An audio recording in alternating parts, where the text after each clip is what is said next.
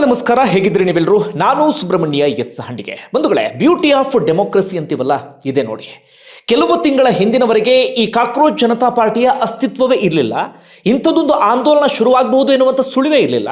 ಆದರೆ ಈ ಆಂದೋಲನ ಶುರುವಾಗಿ ಕೇವಲ 3 ತಿಂಗಳು ಮಾತ್ರ ಓರ್ವ ಕೇಂದ್ರ ಸಚಿವರ ರಾಜೀನಾಮೆ ಕೊಡಿಸುವಲ್ಲಿ ಯಶಸ್ವಿಯಾಗಿದೆ. ವಿಪಕ್ಷಗಳಿಗೆ ಆಗದೆ ಇದ್ದಿದ್ದನ್ನ ಈ ಆಂದೋಲನ ಇವತ್ತು ಮಾಡಿ ತೋರಿಸಿದೆ. ಇದು ಒಂದು ವಿಚಾರವ. ಜೊತೆಗೆ ಕೇಂದ್ರ ಸರ್ಕಾರ ಇಲ್ಲಿವರೆಗೆ ಅಂದುಕೊಂಡಿತ್ತು, ತಾನು ನಡೆದಿದ್ದ ದಾರಿ ನನ್ನನ್ನು ಯಾರೂ ಕೂಡ ಬಗ್ಸೋದಿಕ್ಕೆ ಸಾಧ್ಯ ಆಗೋದಿಲ್ಲ ಎನ್ನುವಂಥ ರೀತಿಯಲ್ಲಿ. ಆದರೆ ಇವತ್ತು ಅದೇ ಒಂದು ಆಂದೋಲನ ಕೇಂದ್ರ ಸರ್ಕಾರವನ್ನ ಬಗ್ಗಿಸುವಲ್ಲೂ ಕೂಡ ಯಶಸ್ವಿ ಆಗಿದೆ. ಇಲ್ಲಿಯವರೆಗೆ ಯಾವುದೇ ಇಂತಹ ಪ್ರತಿರೋಧ ಎದುರಾಗಲಿ ಅಥವಾ ಆಕ್ರೋಶ ಶುರುವಾಗಲಿ ಅದನ್ನು ಹೇಗೆಗೂ ಕೇಂದ್ರ ಸರ್ಕಾರ ಟ್ಯಾಕಲ್ ಮಾಡ್ತಾ ಇತ್ತು. ದೇಶದ್ರೋಹಿಗಳು, ಷಡ್ಯಂತ್ರ, ವಿದೇಶಿ ದೇಣಿಗೆ ಪದೇ ಪದೇ ಇಂತಹ ಬಳಕೆ ಆಗ್ತಾ ಇತ್ತು. ಜನ ಕೂಡ ಅದಕ್ಕೆ ತಲೆ ಆಡಿಸ್ತಾ ಇದ್ರು. ಹೌದು, ಇದು ದೇಶದ್ರೋಹ, ಇದು ಷಡ್ಯಂತ್ರ ಎನ್ನುವಂಥ ರೀತಿಯಲ್ಲಿ. ಆದರೆ ಈ ಬಾರಿ ಆ ಪದ ಪ್ರಯೋಗಗಳು ನಡೆದರೂ ಕೂಡ ಅದನ್ನು ಜನರಿಗೆ ಅಂದರೆ ದೊಡ್ಡ ವರ್ಗಕ್ಕೆ ರೀಚ್ ಮಾಡಿಸೋದಕ್ಕೆ ಕೇಂದ್ರ ಸರ್ಕಾರ ಸಾಧ್ಯ ಆಗಲೇ ಇಲ್ಲ. ಯಾಕಂದರೆ ಈ ಕಾಕ್ರೋಚ್ ಜನತಾ ಪಾರ್ಟಿಯ ಆಂದೋಲನ ಇತ್ತಲ್ಲ, ಅವರು ತೆಗೆದುಕೊಂಡಂಥ ಇಶ್ಯೂ ಇತ್ತಲ್ಲ, ಅದು ಅಷ್ಟೊತ್ತಿಗಾಗಲೇ ಕೇಂದ್ರ ಸರ್ಕಾರದ ಆ ಪದಗಳನ್ನು ಮೀರಿ ಜನರ ಹೃದಯವನ್ನ ತಲುಪಿ ಆಗಿತ್ತು. ಜೊತೆಗೆ ಇದೇ ಆಂದೋಲನ ಇವತ್ತು ಕೇಂದ್ರ ಸಚಿವರಿಗೆ ತಮ್ಮ ಹೊಣೆಗಾರಿಕೆ ಏನು, ತಮ್ಮ ಜವಾಬ್ದಾರಿ ಏನು ಅನ್ನೋದನ್ನ ನೆನಪು ಮಾಡಿಸಿದೆ. ರಾಜನಾಥ್ ಸಿಂಗ್ ಅವರು ಒಂದು ಮಾತನ್ನು ಹೇಳ್ತಾ ಇದ್ರು, ನಮ್ಮಲ್ಲಿ ರಾಜೀನಾಮೆ ಅನ್ನುವಂಥ ಪದವೇ ಇಲ್ಲ, ಅವೆಲ್ಲ UPA ಸರ್ಕಾರಕ್ಕೆ ಮಾತ್ರ ಸೀಮಿತ, ಹಿಂದೆ ಇತ್ತಲ್ಲ, ನಮ್ಮಲ್ಲಿ ಅಂಥದ್ದು ಯಾವುದು ಕೂಡ ಇಲ್ಲ ಅಂತೇಳಿ. ಆದರೆ 12 ವರ್ಷದ ಆಡಳಿತದಲ್ಲಿ ಓರ್ವ ಕೇಂದ್ರ ಸಚಿವರು ಇದೀಗ ಪ್ರಪ್ರಥಮ ಬಾರಿಗೆ ರಾಜೀನಾಮೆ ಕೊಟ್ಟಿದ್ದಾರೆ. ಇಂಥ ಆಕ್ರೋಶದ ವಿಚಾರಕ್ಕೆ ಸಂಬಂಧಪಟ್ಟ ಹಾಗೆ ಇನ್ನು ಬೇರೆ ಬೇರೆ ವಿಚಾರಕ್ಕೆ ರಾಜೀನಾಮೆ ಪಡೆದುಕೊಳ್ಳಲಾಗಿದೆ. ಆದರೆ ಇಂಥ ಆಕ್ರೋಶ ಅಥವಾ ಪ್ರತಿರೋಧ ಎದುರಾದಂಥ ಸಂದರ್ಭದಲ್ಲಿ IPS ಕೇವಲ ಒಂದು ಹುದ್ದೆಯಲ್ಲ, ಅದು ನಿಮ್ಮ ಬದುಕಿನ ದೊಡ್ಡ ಕನಸು. ಈ ಕನಸನ್ನ ನನಸಾಗಿಸಲು ಬೆಂಗಳೂರಿನ ಮಲ್ಲತ್ತಹಳ್ಳಿಯಲ್ಲಿ ಸಜ್ಜಾಗಿದೆ IAS ಜ್ಞಾನಿ. ಆಗಸ್ಟ್ನಿಂದ ಹೊಸ ಆಫ್ಲೈನ್ ಮತ್ತು ಆನ್ಲೈನ್ ಬ್ಯಾಚ್ಗಳು ಆರಂಭ ಆಗ್ತಿದೆ. ಪ್ರಿಲಿಮ್ಸ್, ಮೈನ್ಸ್ ಮತ್ತು ಇಂಟರ್ವ್ಯೂಗೆ ಸಂಪೂರ್ಣ ಮಾರ್ಗದರ್ಶನ, ದಿನನಿತ್ಯ ಆನ್ಸರ್ ರೈಟಿಂಗ್ ಪ್ರಾಕ್ಟೀಸ್, ವೈಯಕ್ತಿಕ ಮೆಂಟರಿಂಗ್, ಹಾಗೆ ಕನ್ನಡ ಮತ್ತು ಆಂಥ್ರೋಪಾಲಜಿ ಆಪ್ಷನಲ್ಸ್ ಲಭ್ಯ. ಸ್ಮಾರ್ಟ್ ಡಿಜಿಟಲ್ ಕ್ಲಾಸ್ ರೂಮ್ಗಳು, ಸ್ಟಡಿಗಾಗಿ ಫ್ರೀ ವೈಫೈ, ನಿಮ್ಮ ಬಜೆಟ್ಗೆ ತಕ್ಕಂತ ಅಫೋರ್ಡಬಲ್ ಫೀಸ್ ಸ್ಟ್ರಕ್ಚರ್, ಕಡಿಮೆ ಖರ್ಚಿನಲ್ಲಿ ಗುಣಮಟ್ಟದ ಶಿಕ್ಷಣ. ವಿಕಲಚೇತನ ವಿದ್ಯಾರ್ಥಿಗಳಿಗೆ 40% ರಿಯಾಯಿತಿ ಇದೆ. ಕೆಲವೇ ಸೀಟುಗಳು ಲಭ್ಯ. ನಿಮ್ಮ ಗೆಲುವಿನ ಪಯಣ ಇಂದೇ ಶುರುವಾಗಲಿ. ಹೆಚ್ಚಿನ ಮಾಹಿತಿಗೆ ಈಗಲೇ ಕರೆ ಮಾಡಿ. ಅದೇ ರೀತಿಯಾಗಿ ಇವತ್ತು ಪ್ರೆಸ್ ಮೀಟ್ ಅನ್ನ ನೀವೆಲ್ಲರೂ ಕೂಡ ಗಮನಿಸಿರ್ತೀರಿ, ಜಂಟಿ ಸುದ್ದಿಗೋಷ್ಠಿಯನ್ನ.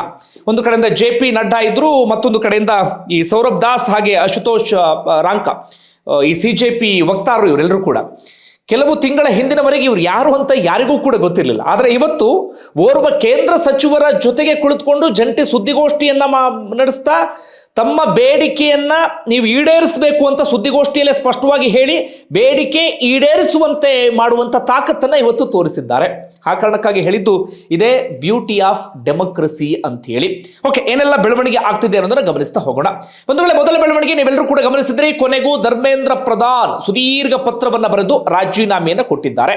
ಮುಂದಿನ ಶಿಕ್ಷಣ ಸಚಿವರು ಯಾರು ಎನ್ನುವಂತ ಕುತೂಹಲ ಇದೆ. ಒಂದು ಮಾಹಿತಿ ಬರ್ತಾ ಇದೆ, ಮಹಾರಾಷ್ಟ್ರದ CM ಆಗಿರುವಂತಹ ದೇವೇಂದ್ರ ಫಡ್ನವೀಸರನ್ನ ಕರೆಸಿಕೊಳ್ಳಲಾಗಿದೆ ಅಂತ. ಹೀಗಾಗಿ ಬಹುತೇಕ ಅವರಿಗೆ ಶಿಕ್ಷಣ ಖಾತೆಯನ್ನ ವಹಿಸುವಂತ ಸಾಧ್ಯತೆ ಇದೆ ಅಂತ ನೋಡೋಣ, ಕಾದ್ ನೋಡೋಣ ಮುಂದೆ ಏನು ಎತ್ತ ಅಂತ ಹೇಳಿ. ಜೊತೆಗೆ ಕೇವಲ ಶಿಕ್ಷಣ ಸಚಿವ ರಾಜೀನಾಮೆ ಇಷ್ಟಕ್ಕೆ ಸೀಮಿತ ಆಗಬಾರ್ದು, ಕಂಪ್ಲೀಟ್ ಆಗಿ ಈ ವ್ಯವಸ್ಥೆಯಲ್ಲಿ ಒಂದಷ್ಟು ಬದಲಾವಣೆ ಅಂತದೆಲ್ಲವೂ ಕೂಡ ಆಗಬೇಕಾಗತ್ತೆ. ಇನ್ನೊಂದು ಇದೇ CJP ಅವರು ತಮ್ಮ ಇನ್ನೊಂದಷ್ಟು ಬೇಡಿಕೆಗಳನ್ನು ಮುಂದಿಟ್ಟು ಆ ಬೇಡಿಕೆ ಈಡೇರುವವರೆಗೂ ಕೂಡ ನಾವು ಪ್ರತಿಭಟನೆಯನ್ನು ಕೈ ಬಿಡೋದಿಲ್ಲ ಎನ್ನುವಂತ ಮಾತನ್ನ ಹೇಳಿದ್ರು. ಇದೀಗ ಕೇಂದ್ರ ಸರ್ಕಾರ ಆ ಬೇಡಿಕೆಗಳಿಗೂ ಅಸ್ತು ಅಂದಿದೆ. ಕೇಂದ್ರ ಸರ್ಕಾರ ಅವರ ಹೋರಾಟಕ್ಕೆ ಮಣಿದಿದೆ. ಅವರ ಹೋರಾಟಕ್ಕೆ ಕೇಂದ್ರ ಸರ್ಕಾರ ತಲೆಬಾಗಿದೆ. ತನ್ನ ಪ್ರತಿಷ್ಠೆ, ತನ್ನ ಅಹಂಕಾರ, ತಾನು ಅಂದುಕೊಂಡಿದ್ದೇ ಆಗಬೇಕು ಎನ್ನುವಂತ ನಿಲುವಿನಿಂದ ಕೊನೆಗೂ ಕೇಂದ್ರ ಸರ್ಕಾರ ಹೊರಬಂದಿದೆ, ಅಥವಾ ಕೇಂದ್ರ ಸರ್ಕಾರ ಆ ನಿಲುವಿನಿಂದ ಹೊರಬರುವಂತೆ ಇವರು ಮಾಡಿದ್ದಾರೆ, ಅದರ ಬಿಸಿಯನ್ನ ತೋರಿಸಿದ್ದಾರೆ. ನಾನು ಮತ್ತೆ ಮತ್ತೆ ಹೇಳ್ತಿರೋದು, ವಿಪಕ್ಷಗಳಿಗೆ ಸಾಧ್ಯ ಆಗದ್ದನ್ನ ಇವತ್ತು ಇವರು ಮಾಡಿ ತೋರಿಸಿದ್ದಾರೆ. ಮತ್ತೆ ಇದ್ದಂತ ಬೇಡಿಕೆ ಏನು? 20ರಿಂದ 21 ಮಂದಿ ಪ್ರಾಣವನ್ನ ಕಳ್ಕೊಂಡ್ರಲ್ಲ, ಪ್ರತಿ ಕುಟುಂಬಕ್ಕೆ 1 ಕೋಟಿ ಪರಿಹಾರ ಅಂತ ಹೇಳಿ ಇವತ್ತು JP ನಡ್ಡಾ ಅದಕ್ಕೆ ಸ್ಪಷ್ಟನೆ ಕೊಟ್ಟರು. 1 ಕೋಟಿ ಅಂತಲ್ಲ, ಮ್ಯಾಕ್ಸಿಮಮ್ ಎಷ್ಟು ಕೊಡೋದಕ್ಕೆ ಸಾಧ್ಯ ಆಗುತ್ತೆ ಅಷ್ಟು ಕೊಡ್ತೀವಿ ನಾವು ಅಂತ ಭರವಸೆಯನ್ನ ಕೊಟ್ಟರು. ಹಾಗೆ ಮತ್ತೊಂದು ವಿಚಾರ ಏನಪ್ಪಾ ಅಂದ್ರೆ, ಈ ಸಂಸತ್ ಭವನ ಮುತ್ತಿಗೆ ಆದಂಥ ಸಂದರ್ಭದಲ್ಲಿ ವಿದ್ಯಾರ್ಥಿಗಳ ಮೇಲೆ FIR ಆಗಿತ್ತಲ್ಲ, ಅದನ್ನು ಕೈ ಬಿಡಬೇಕು ಅಂತ ಮನವಿ ಮಾಡ್ಕೊಂಡಿದ್ರು. ಅದನ್ನು ಕೂಡ ಇದೀಗ ಕೈ ಬಿಡ್ತೀವಿ ಅಂತ ಒಪ್ಕೊಂಡಿದ್ದಾರೆ. ನಾನು ಬೇರೆ ಬೇರೆ ಒಂದಷ್ಟು ಚಾನಲ್ಗಳಲ್ಲಿ ನೋಡ್ತಾ ಇದ್ದೆ, ಅಲ್ಲಿ ಸುದ್ದಿ ಹೋಗುವಂಥ ರೀತಿ, ಅವರ ನರೇಶನ್ ಶೈಲಿ, ಬಂಧುಗಳೇ ನಾನು ಯಾವಾಗಲೂ ಅದನ್ನೇ ಹೇಳೋದು. ನಾನು ಈ ಬಿಡದಿ ವಿಚಾರಕ್ಕೆ ಬಂದಂಥ ಸಂದರ್ಭದಲ್ಲಿ ನಾನು ನಿರಂತರವಾಗಿ ವರದಿಯನ್ನು ಮಾಡಿದ್ದೆ, ಗ್ರೌಂಡ್ ರಿಪೋರ್ಟನ್ನು ಮಾಡಿದ್ದೆ. ಇಲ್ಲಿರೋದು ಕಾಂಗ್ರೆಸ್ ಸರ್ಕಾರ. ಇವ್ರು ಏನು ಅನ್ಯಾಯವನ್ನು ಮಾಡ್ತಾರೆ ಅದನ್ನು ಕೂಡ ನಾವು ಖಂಡಿಸಬೇಕಾಗತ್ತೆ. ಇವ್ರ ದೌರ್ಜನ್ಯ ಏನೋ ಅದನ್ನು ಕೂಡ ಖಂಡಿಸಬೇಕಾಗತ್ತೆ. ಇನ್ನೊಂದು ಕೇಂದ್ರದಲ್ಲೋ ಅಥವಾ ಇನ್ನೊಂದು ಯಾವುದೋ ರಾಜ್ಯದಲ್ಲೋ ಬೇರೆ ಪಕ್ಷದ ಯಾವುದಾದ್ರೂ ಒಂದು ಇತ್ತು ಅಂತ ಇಟ್ಕೊಳ್ಳಿ, ಅದನ್ನು ನಾವು ಖಂಡಿಸಬೇಕಾಗತ್ತೆ. ಅದನ್ನೇ ನಾವು ಡೆಮೋಕ್ರಸಿ ಅಂತ ಹೇಳಿ ಕರೆಯೋದು. ನಾವು ಯಾವುದೋ ಒಂದು ಪಾರ್ಟಿಯ ಬಾಲ ಇಟ್ಕೊಂಡು ಹೋಗೋದು, ಬರೀ ಅವ್ರಿಗೆ ಗೆಲುವು, ಅವ್ರಿಗೆ ಹಂಗೆ, ಅವ್ರಿಗೆ ಶಾಕ್ ಕೊಟ್ಟರು, ಇವ್ರಿಗೆ ಶಾಕ್ ಕೊಟ್ಟರು, ಏನು ನಂಗೆ ಅರ್ಥನೇ ಆಗಲ್ಲಪ್ಪ ಇದೆಲ್ಲ. ಇದು ಯಾವ ಪತ್ರಿಕೋದ್ಯಮ, ಎಲ್ಲಿಗೆ ಹೋಗ್ತಾ ಇದ್ದೀವಿ, ಇದು ಯಾವ ರೀತಿಯಾಗಿ ಜನರನ್ನು ತಲುಪ್ತಾ ಇದ್ದೀವಿ, ನನಗೊಂದು ಕೂಡ ಗೊತ್ತಾಗ್ತಾ ಇಲ್ಲ. ಇದು ಅರ್ಥವೇ ಆಗದಿರುವಂಥ ವಿಚಾರ. ಈಗಲೂ ಕಮೆಂಟ್ ಬಾಕ್ಸಲ್ಲಿ ಒಂದಷ್ಟು ಜನ ನನಗೆ ಬಯೋದಕ್ಕೆ ಶುರು ಮಾಡ್ಕೊಳ್ತಾರೆ, ನೀನು ಕಾಂಗ್ರೆಸ್ನ ಏಜೆಂಟು, ನೀನು ಅವ್ರ ಏಜೆಂಟು, ಇವ್ರ ಏಜೆಂಟು, ನೀನು ಅವ್ರು ದುಡ್ಡು ಕೊಟ್ಟಿದ್ದಾರೆ, ಇವ್ರು ದುಡ್ಡು ಕೊಟ್ಟಿದ್ದಾರೆ, ನೀನು ಒಬ್ಬರು ಕೆಲವೊಂದಷ್ಟು ಜನ ಗುಲಾಮ, ನೀನು ಏನಾದರೂ ಹೇಳ್ಕೊಳ್ಳಿ. ಅನ್ಯಾಯ ಆದಂಥ ಸಂದರ್ಭದಲ್ಲಿ, ದೌರ್ಜನ್ಯ ಆದಂಥ ಸಂದರ್ಭದಲ್ಲಿ ಅದು ಯಾರೇ ಮಾಡಿರಲಿ ಅದು ಖಂಡಿಸುವಂಥ ಗುಣವನ್ನು ಬೆಳೆಸ್ಕೊಳ್ಬೇಕು. ಅದೇ ನಿಜವಾದಂಥ ಪತ್ರಿಕೋದ್ಯಮ. ಯಾರ್ದೋ ಒಂದು ಬಾಲವನ್ನು ಹಿಡ್ಕೊಂಡು ಹೋಗೋದಲ್ಲ, ಅದು ಪತ್ರಿಕೋದ್ಯಮ ಅಂತ ಕರೆಯಲ್ಲ. ಯಾವುದೋ ಒಂದು ಪಕ್ಷದವ್ರು ಏನೇ ಮಾಡಿದ್ರು ಅವ್ರು ಹೇಸಿಗೆ ತಿನ್ನಲಿ, ಅದು ಸರಿ, ಅದು ಅದ್ಭುತ, ಹೇಸಿಗೆನ ತಿಂದಿದ್ರು ಕೂಡ ಇಲ್ಲ ಅದ್ಭುತ ಅದು ಅಂತೇಳಿ ವರ್ಣಿಸೋದು. ಇನ್ನೊಂದು ಯಾವುದೋ ಪಕ್ಷ ಅವ್ರು ಏನೇ ಮಾಡಲಿ, ಅವರು ಮಾಡಿದ್ದೆಲ್ಲ ತಪ್ಪು, ಅವ್ರ ದೇಶದ್ರೋಹಿಗಳು, ಅವ್ರ ಭಯೋತ್ಪಾದಕರು, ಈ ರೀತಿ ಎಲ್ಲಿಗೆ ಹೋಗುತ್ತೋ ಗೊತ್ತಿಲ್ಲ ಪತ್ರಿಕೋದ್ಯಮ. ಇದು ಬರೀ ಇಂಡಿವಿಜುವಲ್ ಜರ್ನಲಿಸ್ಟ್ಗಳಿಗೆ ಬರೀ ಯೂಟ್ಯೂಬಿಗೆ ಸೀಮಿತ ಆಗಿಲ್ಲ, ರಾಷ್ಟ್ರೀಯ ಮಾಧ್ಯಮಗಳಲ್ಲೂ ಕೂಡ ಅದೇ ರೀತಿಯಾದಂಥ ವರಾತೆ ಶುರುವಾಗಿದೆ. ಇವತ್ತು ನೋಡಿ, ಒಂದು ರಾಷ್ಟ್ರೀಯ ಮಾಧ್ಯಮ ಅಂತೂ ನಿರಂತರವಾಗಿ ಬಾಯಿ ಬಡ್ಕೊಳ್ತಾ ಇತ್ತು. ಯಾವುದು ಅಂತ ನಿಮಗೆ ಈಗಾಗಲೇ ಗೊತ್ತಾಗಿರುತ್ತೆ. ವಿದ್ಯಾರ್ಥಿಗಳು ಹಂಗೆ, ವಿದ್ಯಾರ್ಥಿಗಳು ಹಿಂಗೆ, ಅವ್ರ ದೇಶದ್ರೋಹಿಗಳು ಅಂತೇಳಿ. ಆದರೆ ಅದನ್ನು ಮೀರಿ ವಿಚಾರ, ನಿಜವಾದಂಥ ವಿಚಾರ ಜನರಿಗೆ ತಲುಪ್ತು. ಅಂದರೆ ಜನ ಪ್ರಬುದ್ಧರಾಗ್ತಾ ಇದ್ದಾರೆ. ಜನ ಈ ಒಂದಷ್ಟು ಮಾಧ್ಯಮಗಳು ಹೇಳಿದ್ದೆಲ್ಲವನ್ನು ಕೂಡ ಸತ್ಯ ಅಂತ ನಂಬೋದನ್ನು ಬಿಟ್ಟುಬಿಟ್ಟಿದ್ದಾರೆ. ಓಕೆ, FIR ವಿಚಾರಕ್ಕೆ ಯಾಕೆ ಇಷ್ಟೆಲ್ಲ ಬಂತು ಅಂದರೆ, ಈಗ ಕೇಂದ್ರ ಸರ್ಕಾರ ಅಥವಾ ಸಾಕಷ್ಟು ಮಾಧ್ಯಮಗಳು ಏನು ಹೇಳ್ತಾ ಇದ್ವು ಅಂದರೆ, ವಿದ್ಯಾರ್ಥಿಗಳೇ ಹಿಂಸಾಚಾರವನ್ನು ಮಾಡಿದ್ರು, ಪೊಲೀಸರಿಗೆ ಹೊಡೆದ್ರು, ಕಲ್ ತೂರಾಟವನ್ನು ಮಾಡಿದ್ರು, ಅವ್ರ ಹಿಂದೆ ಯಾರೋ ಇದ್ದಾರೆ, ಷಡ್ಯಂತ್ರ ಅಂತ ಹೇಳ್ತಿದ್ರ, ಅವ್ರ ಮೇಲೆ FIR ಅನ್ನು ಕೂಡ ದಾಖಲಿಸಿದ್ರು. ಆದರೆ ಇದೀಗ ಆ FIR ಅನ್ನು ಕೈ ಬಿಡ್ತೀವಿ ಅಂತ ಹೇಳಿ ಸ್ವತಃ ಸರ್ಕಾರ ಹೇಳ್ತಾ ಇದೆ.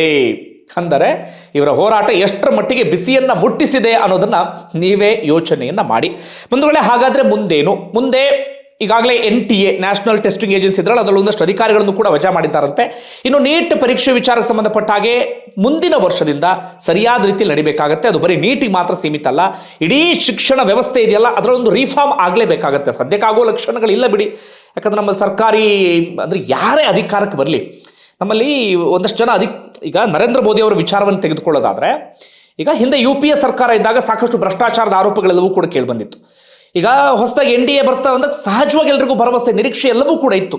ಏನೋ ಬದಲಾವಣೆಯನ್ನು ಮಾಡಿಬಿಡ್ತಾರಂತೆ, ಎಲ್ಲವೂ ಕೂಡ ಬದಲಾಗಿ ಹೋಗ್ಬಿಡುತ್ತಂತೆ ಅಂತೇಳಿ. ಈಗಾಗಲೇ ಅಧಿಕಾರ ಕೊಟ್ಟು 2 ಅವಧಿ ಆಯಿತು, ಈಗ 3ನೇ ಅವಧಿಗೆ ಅಧಿಕಾರದಲ್ಲಿ ಇದ್ದಾರೆ. ಇವತ್ತಿಗೂ ಏನಾದರೂ ಆರೋಗ್ಯ ಕ್ಷೇತ್ರದಲ್ಲಿ ದೊಡ್ಡ ಬದಲಾವಣೆ ಆಗಿದೆಯಾ? ಇಲ್ಲ. ಶಿಕ್ಷಣ ಕ್ಷೇತ್ರದಲ್ಲಿ ಏನಾದರೂ ದೊಡ್ಡ ಬದಲಾವಣೆ ಆಗಿದೆಯಾ? ಇಲ್ಲ. ಸಮಾಜದಲ್ಲಿ ಭ್ರಷ್ಟಾಚಾರ, ಲಂಚ ಬಾಕತನ ಎಲ್ಲವನ್ನೂ ಕೂಡ ಕಿತ್ತು ಒಗೆಯಲಾಗಿದೆಯಾ? ಇಲ್ಲ. ಇನ್ನು ಯಾವ ಬದಲಾವಣೆ? ಜನರ ಬದುಕಿನ ಶೈಲಿಯ ಬದಲಾಗಿ ಹೋಗಿದೆಯಾ? ಇಲ್ಲ. ಇದನ್ನೇ ನಾನು ಕೇಳ್ತಾ ಇರೋದು, ಇದನ್ನೇ ಕೇಳ್ತಾ ಇರೋದು. ಈಗ ಓಕೆ, ಈಗ ನೀಟ್ ವಿಚಾರಕ್ಕೆ ಇಷ್ಟೆಲ್ಲ ಆಯ್ತಲ್ಲ, ಮುಂದೆ ಬರೀ ಅದು ನೀಟಿಗೆ ಮಾತ್ರ ಸೀಮಿತ ಅಲ್ಲದೆ ಶಿಕ್ಷಣ ಇಲಾಖೆ ಕಂಪ್ಲೀಟ್ ರಿಫಾರ್ಮ್ ಆಗುವಂಥ ಕೆಲಸ ಆಗಬೇಕಾಗತ್ತೆ. ಬಟ್ ಆಗುವಂಥ ಸಾಧ್ಯತೆಗಳು ನಾವು ಆ ನಿರೀಕ್ಷೆನ ಇಟ್ಕೊಳ್ಳೋಕೆ ಸಾಧ್ಯವೇ ಇಲ್ಲ ಬಿಡಿ. ಇವತ್ತಿಗೂ ಕೂಡ ನೀವು ಅಂದರೆ ಪ್ರೈವೇಟ್ ಸ್ಕೂಲಿಗೆ ಕಳಿಸಲೇಬೇಕಾದಂಥ ಅನಿವಾರ್ಯ ಪರಿಸ್ಥಿತಿ ಎದುರಾಗ್ಬಿಟ್ಟಿದೆ. ಸರ್ಕಾರಿ ಶಾಲೆಗಳ ಪರಿಸ್ಥಿತಿ ಹಂಗಾಗ್ಬಿಟ್ಟಿದೆ. ಎಲ್ಲಿವರೆಗೆ ಅಂದರೆ ಕುತ್ಕೊಂಡು ಪಾಠ ಕೇಳ್ತುವಾಗ ಯಾವಾಗ ಬೇಕಾದ್ರೂ ಮೇಲ್ಗಡೆಯಿಂದ ಹಂಚು ತಲೆ ಮೇಲೆ ಬಿದ್ದು ಏನು ಬೇಕಾದರೂ ಆಗ್ಬೋದು ಅಂತ ಪರಿಸ್ಥಿತಿ. ಪ್ರೈವೇಟ್ ಸ್ಕೂಲ್ಗಳಲ್ಲಿ ಏನಾಗ್ಬಿಟ್ಟಿದೆ, ದೊಡ್ಡ ದಂಧೆ. ಇವತ್ತು LKG ನಿಮ್ಮ ಮಕ್ಕಳನ್ನು ಸೇರ್ಸೋಕೆ ಹೋಗಿ ಒಂದು ಶಾಲೆಯಲ್ಲಿ 1 ಲಕ್ಷದ ಮೇಲೆ ಫೀಸ್ ಇದೆ LKGಗೆ. ನಾನು SSLC ಅಲ್ಲ, PUC ವರೆಗೂ ಕೂಡ ಆ ದುಡ್ಡಲ್ಲಿ ನನ್ನ ಎಜುಕೇಷನ್ನೇ ಕಂಪ್ಲೀಟ್ ಮಾಡಿಬಿಟ್ಟಿದೆ. PUC ವರೆಗೆ, ಆಮೇಲೆ ಡಿಗ್ರಿ, ಆಮೇಲೆ ಪೋಸ್ಟ್ ಗ್ರಾಜುಯೇಷನ್ ಅಂದಾಗ ಸ್ವಲ್ಪ ಜಾಸ್ತಿ ಖರ್ಚಾಗಿತ್ತು. ಹೆಚ್ಚು ಕಡಿಮೆ PUC ವರೆಗೆ ಆ ದುಡ್ಡು ಮಾಡಿಬಿಟ್ಟಿದೆ. ಇವತ್ತು ಹಂಗೆ ಸಾಧ್ಯವೇ ಇಲ್ಲ. ಎಲ್ಲ ಯಾವಾಗ ಬದಲಾಗುತ್ತೋ ಗೊತ್ತಿಲ್ಲ ಬಿಡಿ. ಒಟ್ಟಾರೆಗೆ ಇಷ್ಟ ಆಯ್ತಾ? CJPಯ ಡಿಮ್ಯಾಂಡ್ಗಳಿಗೆ ಕೇಂದ್ರ ಸರ್ಕಾರ ಅಗ್ರಿ ಅಂದಿದೆ. ಆ ಕಾರಣಕ್ಕಾಗಿ ಇದೀಗ CJP ಸ್ಪಷ್ಟವಾಗಿ ಘೋಷಣೆ ಮಾಡಿದೆ, ನಮ್ಮ ಪ್ರತಿಭಟನೆಯನ್ನ ಇಲ್ಲಿಗೆ ಕೈ ಬಿಡ್ತಾ ಇದ್ದೀವಿ ಎನ್ನುವಂಥ ರೀತಿಯಲ್ಲಿ. ಇನ್ನು ಕೇಂದ್ರ ಸರ್ಕಾರಕ್ಕೆ ಯಾಕೆ ತಲೆಬಾಗ್ತು, ನಾನು ಮತ್ತೆ ಪ್ರತ್ಯೇಕವಾಗಿ ವಿವರಿಸಬೇಕಂತ ಅವಶ್ಯಕತೆ ಇಲ್ಲ. ಹಿಂದಿನ ಸಾಕಷ್ಟು ವಿಡಿಯೋಗಳಲ್ಲಿ ಹೇಳಿದ್ದೇನೆ. ಒಂದೇ ಒಂದು ಪದದಲ್ಲಿ ಹೇಳೋದಾದ್ರೆ, ಬಿಸಿ ಎಲ್ಲಿಗೆ ತಟ್ಟಬೇಕು ಅಲ್ಲಿಗೆ ಚೆನ್ನಾಗಿ ತಟ್ತು. ಟ್ಯಾಕಲ್ ಮಾಡೋದಕ್ಕೆ ಏನೇನು ಪ್ರಯತ್ನವನ್ನು ಪಟ್ಟರು ಎಲ್ಲವೂ ಕೂಡ ಫೇಲ್ಯೂರ್ ಆಯಿತು. ಆ ಕಾರಣಕ್ಕಾಗಿ ಕೇಂದ್ರ ಸರ್ಕಾರ ತಲೆ ಬಾಗಲೇಬೇಕಾದಂಥ ಪರಿಸ್ಥಿತಿ ಅನಿವಾರ್ಯವಾಗಿ ಎದುರಾಗಿ ಬಿಟ್ಟಿತು. ಇದು ಒಂದು ವಿಚಾರ. ಓಕೆ, ಈಗ CJP ಮುಂದೇನು? ಒಂದೊಳ್ಳೆ ಆಂದೋಲನ ಶುರುವಾಗಿದೆ. ಏನೇನೋ ಅಂದರೆ ದೇಶದ್ರೋಹ, ಮಣ್ಣು ಮಸಿ ಏನೇನೋ ಹೇಳಿದ್ರು ಕೂಡ ಅದನ್ನು ಮೀರಿ ಆ ಬ್ಯಾರಿಕೇಡ್ಗಳನ್ನು ದಾಟಿ ಇದೀಗ ಮುನ್ನುಗ್ತಾ ಇದ್ದಾರೆ. ಇದು ಮತ್ತೊಂದು ಯಾವುದೋ ರೀತಿಯಲ್ಲಿ ಆಗಬಾರ್ದು ಅಂತ. ಉದಾಹರಣೆಗೆ ಆಮ್ ಆದ್ಮಿ, ವೈಯಕ್ತಿಕವಾಗಿ ನನಗೆ ಬಹಳ ನಿರೀಕ್ಷೆ ಇತ್ತು ಆಮ್ ಆದ್ಮಿ ಬಂದಾಗ. ಅಂದರೆ ಹಿಂದೆ ಅಣ್ಣಾ ಹಜಾರೆ ನೇತೃತ್ವದಲ್ಲಿ ಒಂದು ದೊಡ್ಡ ಆಂದೋಲನ ನಡೀತಲ್ಲ, ಕರಪ್ಷನ್ ಅಗೇನ್ಸ್ಟ್ ಒಂದು ದೊಡ್ಡ ಮಟ್ಟಿಗಿನ ಹೋರಾಟ ನಡೀತಲ್ಲ, ಆ ಸಂದರ್ಭದಲ್ಲಿ ದೊಡ್ಡ ಭರವಸೆ ಹೋಪ್ ಎಲ್ಲವೂ ಕೂಡ ಇತ್ತು. ಅದು ಸಹಜವಾಗಿ ಬಿಜೆಪಿಗೆ ದೊಡ್ಡ ಮಟ್ಟಿಗೆ ಪ್ಲಸ್ ಆಯಿತು. ಆ ಸಂದರ್ಭದಲ್ಲಿ ಆಮ್ ಆದ್ಮಿ ಎನ್ನುವಂಥ ಪಕ್ಷ ಒಂದು ಹುಟ್ಕೊಳ್ತು. ಆಮ್ ಆದ್ಮಿ ಬಂದಾಗಲೂ ಕೂಡ ಬಹಳ ನಿರೀಕ್ಷೆ ಇತ್ತು ನಮಗೆ. ಆದರೆ ಬರ್ತಾ ಬರ್ತಾ ಬರ್ತಾ ಅದು ಯಾವ ಹಂತಕ್ಕೆ ಬಂತು ನಿಮ್ಮೆಲ್ಲರಿಗೂ ಕೂಡ ಗೊತ್ತಿರುವಂಥ ವಿಚಾರ.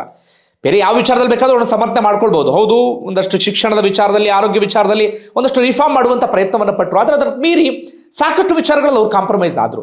ಯಾವ ಕಾಂಗ್ರೆಸ್ಸನ್ನ ಭ್ರಷ್ಟಾಚಾರಿಗಳು ಅಂತೇಳಿ ಅವ್ರು ನಿಂದಿಸ್ತಾ ಇದ್ರು ಅಥವಾ ಅತಿ ದೊಡ್ಡ ಭ್ರಷ್ಟರು ಅಂತೇಳಿ ಹೇಳ್ತಾ ಇದ್ರು, ಅದೇ ಕಾಂಗ್ರೆಸ್ ಜೊತೆಗೆ ಅವರು ಕೊನೆಗೆ ಕೈ ಜೋಡಿಸುವಂಥ ಪರಿಸ್ಥಿತಿ, ಅದು ಕೈ ಜೋಡಿಸಿಯೇ ಬಿಟ್ರು.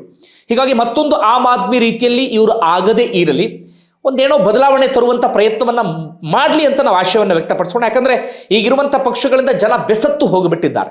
ಯಾವ್ಯಾವ ಹಂತಕ್ಕೆ ಹೋಗ್ತದೆ ನಿಮ್ಮೆಲ್ಲರಿಗೂ ಕೂಡ ಗೊತ್ತಿರುವಂಥ ವಿಚಾರ. ನೋಡೋಣ ಮುಂದೆ ಏನು ಬೆಳವಣಿಗೆ ಆಗುತ್ತೆ ಅಂತೇಳಿ. ಬಂಧುಗಳು, ನಿಮಗೆ ಏನಿಸ್ತದೆ ಕಮೆಂಟ್ ಬಾಕ್ಸಲ್ಲಿ ಮೆನ್ಷನ್ ಮಾಡಿ. ಧನ್ಯವಾದ.